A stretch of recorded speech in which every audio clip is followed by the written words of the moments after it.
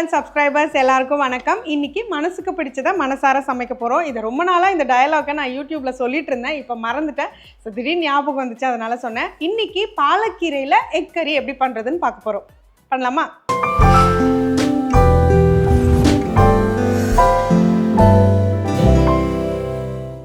First அதுக்கு ஒரு 5 முட்டையை இந்த மாதிரி வேக வச்சு எடுத்துக்கோங்க.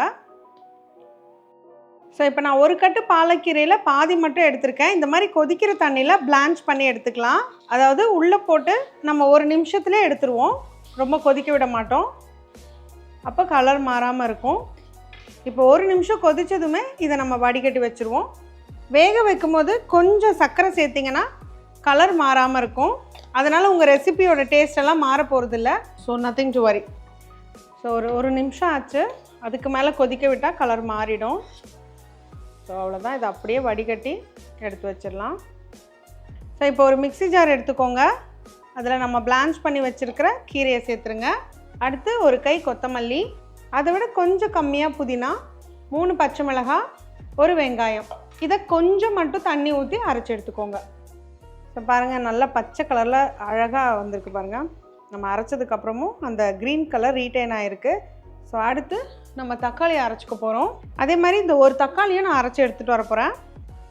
ஸோ இப்போ ஒரு பேன் எடுத்துக்கோங்க. அதில் ஒரு டேபிள் ஸ்பூன் எண்ணெய், ஒரு டேபிள் ஸ்பூன் நெய், ரெண்டுத்தையும் கலந்து தான் வச்சுருக்கேன். நீங்கள் வெறும் எண்ணெய் கூட யூஸ் பண்ணிக்கலாம், இல்லை வெறும் நெய் கூட யூஸ் பண்ணிக்கலாம். இப்போ இதில் 1/2 டீஸ்பூன் சீரகம், ஒரே ஒரு கருப்பு ஏலக்காய், 5-6 மிளகு எடுத்திருக்கேன். இது நல்ல ஃப்ளேவர் கொடுக்கும். வேறு எந்த மசாலாவும் இதுக்கு தேவையில்லை. இது கூட நான் 2 பிரிஞ்சி இலை மட்டும் சேர்த்துக்க போகிறேன்.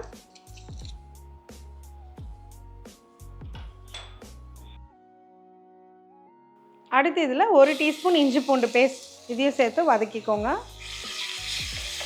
தெரிக்கும், கொஞ்சம் ஜாகிரதையாக பண்ணிக்கோங்க.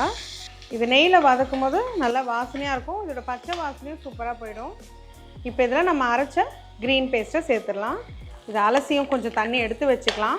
இப்போதைக்கு இதை மிக்ஸ் பண்ணிவிட்டு, ஸோ இப்போ இந்த அலசின தண்ணியும் இதிலே சேர்த்துக்கிறேன். சிம்லேயே வச்சு செஞ்சுக்கோங்க. ஒரு 5 நிமிஷம் சிம்லேயே கொதித்து வரட்டும். ஸோ இப்போ ஒரு 4-5 நிமிஷம் கொதிச்சிருக்கு. இப்போ இதிலே தக்காளி பேஸ்ட்டை சேர்த்துக்கலாம்.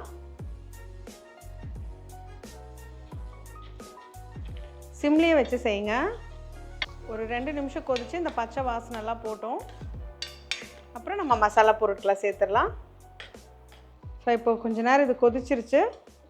இப்போ இதில் 3/4 டீஸ்பூன் உப்பு, 1/2 டீஸ்பூன் மஞ்சத்தூள், 1/2 டீஸ்பூன் மிளகாய்த்தூள், வெறும் மிளகாய்த்தூள், இது காஷ்மீரி மிளகாய்த்தூள் இல்லை, வெறும் மிளகாய்த்தூள், 1 டீஸ்பூன் தனியாத்தூள், 1/2 டீஸ்பூன் சீரகத்தூள், 1/2 டீஸ்பூன் கரம் மசாலா. இப்போ இது எல்லாத்தையும் சேர்த்து நல்லா மிக்ஸ் பண்ணுங்கள். காரம் நம்மளுக்கு இதுவே போதும், ஏன்னா நம்ம 3 பச்சை மிளகாய் வேறு எடுத்துருக்கோம். அதனால் இது கரெக்டாக இருக்கும். ஒரு 2 நிமிஷம் கொதித்து வரட்டும். ஸோ இப்போ ஒரு 2-3 நிமிஷம் கொதிச்சிருக்கு. இந்த நேரத்தில் நான் ஃப்ரெஷ் க்ரீம் சேர்த்துக்கிறேன், விச் இஸ் ஆப்ஷனல். உங்களுக்கு வேண்டாம்னா நீங்கள் சேர்க்க வேண்டாம். இந்த நேரத்தில் ஒரு 1/2 கப் தண்ணி மட்டும் சேர்த்தா போதும். நான் இப்போ இந்த ஃப்ரெஷ் க்ரீமோட இன்னும் கொஞ்சம் தண்ணி ஊற்றி டைல்யூட் பண்ணிக்க போகிறேன். எல்லாம் மிக்ஸ் பண்ணிக்கோங்க. ஃப்ரெஷ் க்ரீமுக்கு பதிலாக நீங்கள் தேங்காய் பால் கூட சேர்த்துக்கலாம். இது ஃபுல்லாகவே கம்ப்ளீட்டாக நீங்கள் தேங்காய் பேஸ்டாக கூட செய்யலாம். அதாவது தேங்காய் எண்ணெயை யூஸ் பண்ணி செஞ்சுக்கலாம். முதல்ல நான் நெய் யூஸ் பண்ணேன் இல்லையா, அதுக்கு பதிலாக நீங்கள் தேங்காய் எண்ணெயில் செய்யலாம். அதுவும் ரொம்ப நல்லாயிருக்கும். ஆனால் அது கொஞ்சம் கேரளா ஃபினிஷில் இருக்கும். ஸோ இப்போ இது நல்லா கொதித்து வரட்டும். இன்னும் கூட தண்ணி வேணுன்னா டைல்யூட் பண்ணிக்கோங்க. நான் வந்து பரோட்டா வடை வச்சு சாப்பிட போகிறேன். அதனால் இந்த கன்சிஸ்டன்சி எனக்கு கொஞ்சம் திக்காக இருந்தால் எனக்கு நல்லாயிருக்கும். அதனால் அப்படியே வச்சுருக்கேன். ஸோ உங்களுக்கு வந்து இன்னும் கூட தண்ணியாக வேணும், புலாவோட சாப்பிட போகிறீங்க, இடியாப்பம் கூட சாப்பிட போகிறீங்க அப்படின்னா இன்னும் கூட தண்ணி ஊற்றி டைல்யூட் பண்ணிக்கோங்க. ஸோ இது நல்லா கொதிக்கட்டும். லைட்டாக நெய்யெல்லாம் பிரிஞ்சு வரும், அப்போ நம்ம முட்டையை சேர்த்துடலாம். ஸோ மசாலாவோட பச்சை வாசனைலாம் போயிடுச்சு. இந்த மாதிரி அடி பிடிக்காமல் பார்த்துக்கோங்க. தண்ணி ஊற்றி வேணால் டைல்யூட் பண்ணிக்கோங்க. எனக்கு கொஞ்சம் கெட்டியாகிடுச்சு. ஸோ நான் கொஞ்சம் தண்ணி ஊற்றிக்க போகிறேன். ஸோ நான் ஒரு 1/4 கப் தண்ணி ஊற்றிக்கிறேன். ஏன்னா நம்ம முட்டை சேர்த்து அது வேகிறதுக்கு கொஞ்சம் இந்த அளவுக்கு இருந்தால் தான் நல்லாயிருக்கும். உப்பு இந்த நேரத்தில் செக் பண்ணிக்கோங்க. எனக்கு கரெக்டாக இருக்குது. காரெல்லாம் ரொம்ப பர்ஃபெக்டாக இருக்குது. ஸோ இது ஆல்ரெடி நல்லா கொதிச்சிருச்சு. ஸோ இப்போ கொதிக்கணும்னு அவசியம் இல்லை. நான் வேக வச்ச முட்டையை மட்டும் சேர்த்துக்கிறேன். 5 முட்டையில் 4 முட்டை தான் தப்பிச்சுது. இதை நல்லா மிக்ஸ் பண்ணி விட்டுலாம். கொஞ்சம் அவசரமாக உரிக்கும் போது ரொம்ப பிஞ்சு வந்துருச்சு, அதனால் அதை தூக்கி ஓரமாக வச்சுட்டேன். ஸோ இது நல்லா இப்போ கொதிச்சு வரட்டும். ஸோ இப்போ இது நல்லா கொதிச்சிருச்சு. 1 டீஸ்பூனுக்கு கசூரி மேத்தி சேர்த்துக்கோங்க, அதாவது காஞ்ச வெந்தயக்கீரை. இதுக்கு ஒரு ஃபைனல் டெம்பரிங் இருக்குது, அது என்னென்னு நான் இப்போ காட்டுறேன். ஸோ இப்போ இது ஒரு பவுலில் ட்ரான்ஸ்ஃபர் பண்ணிடலாம்.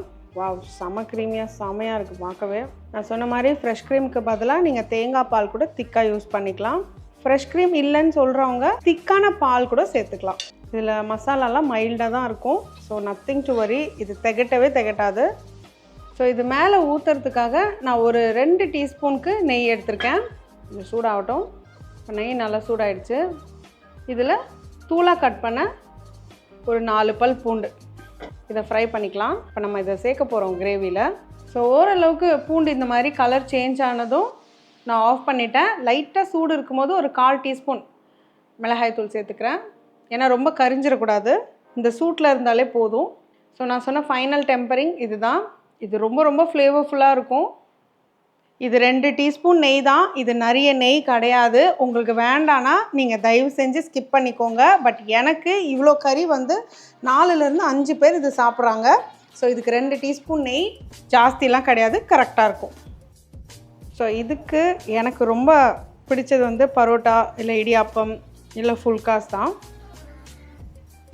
ஸோ இது கூட நல்லா இந்த ஒரு முட்டையை சர்வ் பண்ணி கிரேவி எக்ஸ்ட்ரா வச்சு, எவ்வளோ வச்சாலும் எனக்கு பார்த்தா அதை நான் நிறைய வச்சு சாப்பிடுவேன். ஸோ கண்டிப்பாக இந்த ரெசிபி ட்ரை பண்ணுங்கள், ரொம்ப ரொம்ப டேஸ்டியாக இருக்கும். செமையா. ஸோ இப்போ டேஸ்டிங் டைம். வாவ், செமையாக இருக்குது. கொஞ்சம் ஊற வச்சு சாப்பிட்டா இன்னும் சூப்பராக இருக்கும். நான் பஞ்சாபி தாபாவில் இந்த மாதிரி சாப்பிட்ருக்கேன், அதே டேஸ்ட்டில் சூப்பராக இருக்குது. ஸோ கண்டிப்பாக ட்ரை பண்ணுங்கள். ட்ரை பண்ணும்போது மறக்காமல் ஸ்டவ்வோடு சமைக்கும் போது கொஞ்சம் லவ்வோடு சமைச்சிங்கன்னா சுமாராக இருக்கிற சமையல் கூட சூப்பராக இருக்கும். எப்படி?